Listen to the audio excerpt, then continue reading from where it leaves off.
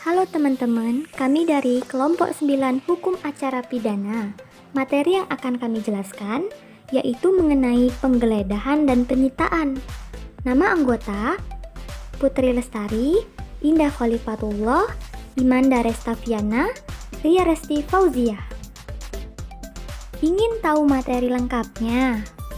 Check it out! Penggeledahan diatur di dalam Undang-Undang Nomor 8 Tahun 1981 Pasal 32 sampai 37 Kitab Undang-Undang Hukum Acara Pidana.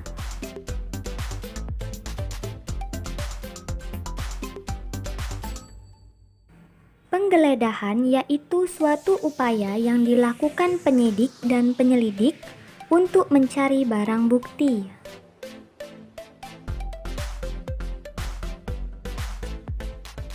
Tujuan diadakannya penggeledahan untuk mencari barang bukti suatu tindak pidana.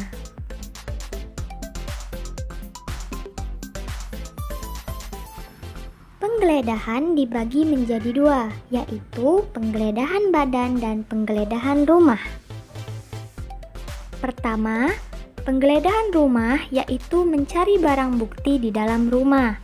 Misalnya mencari barang atau benda, mencari bukti transaksi, dan lain sebagainya. Kedua, penggeledahan badan yaitu mencari barang bukti di tubuh seseorang. Misalnya terdapat pisau atau benda-benda tajam lainnya, ataupun uang hasil korupsi.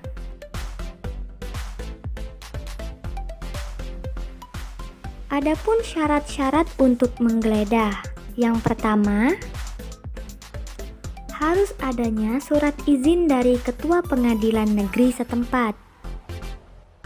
Diperlukannya perintah tertulis dari penyidik, petugas kepolisian yang dapat memasuki rumah.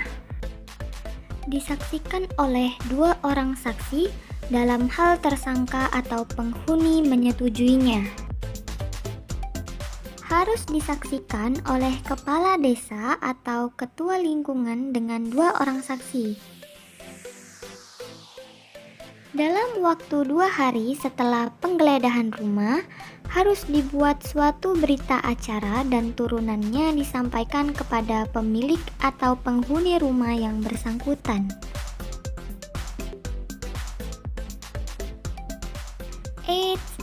Tidak semua penggeledahan harus melapor terlebih dahulu ya. Ada beberapa kasus yang dianggap penggeledahan sah jika dilakukan tanpa pelaporan. Contohnya yaitu pencurian. Jika harus melapor terlebih dahulu, maka polisi akan kehilangan bukti-bukti.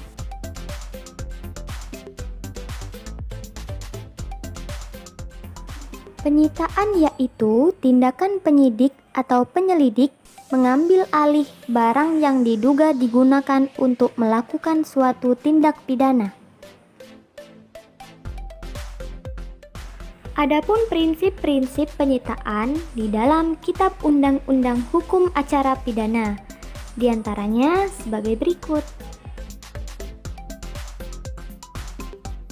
Sesuai pasal 38 ayat 1 Kitab Undang-Undang Hukum Acara Pidana, harus adanya surat izin dari Ketua Pengadilan Negeri setempat.